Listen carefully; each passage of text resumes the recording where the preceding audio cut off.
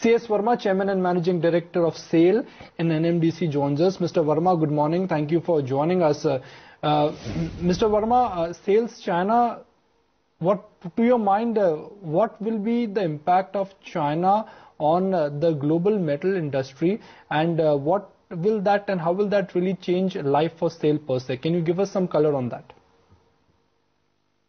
See, the quarter January to March 2014, we have seen somewhat increase in the steel prices by about 1,000 to 1,500 rupee per ton in Indian markets.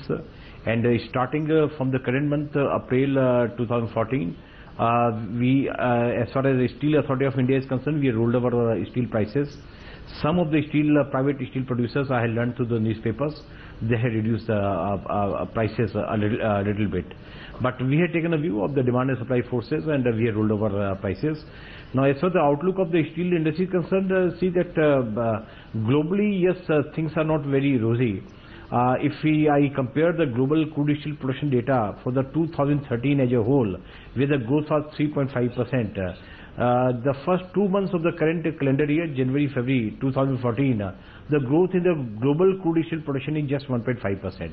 So growth has slowed down. And even in China, in the year 2013 as a whole, growth in the crude steel production was 7.5%.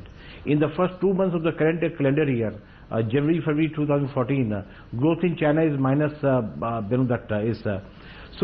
globally things are not that rosy. But as far as India is concerned, we have now the data for the first 11 months of the current financial year have been published.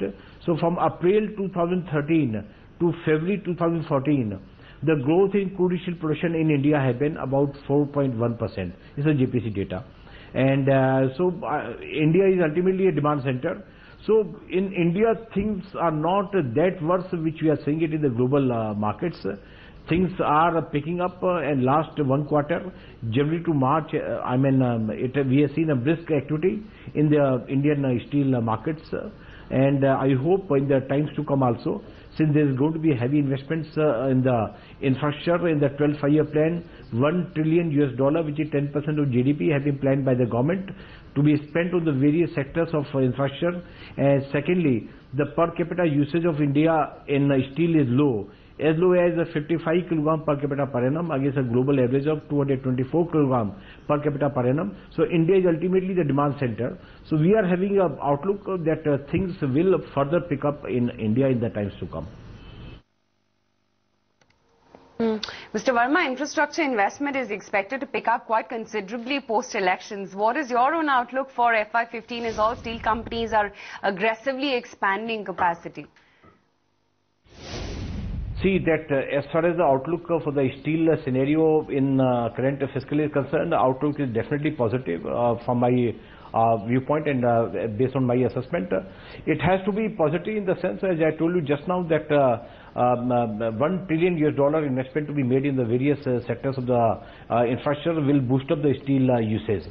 So outlook is definitely positive and things are going up. I mean, no steel company in India has curtailed or has deferred the expansion program in the steel sector in India. All the steel companies, whether in the government sector like SAIL and RINL, or whether in the private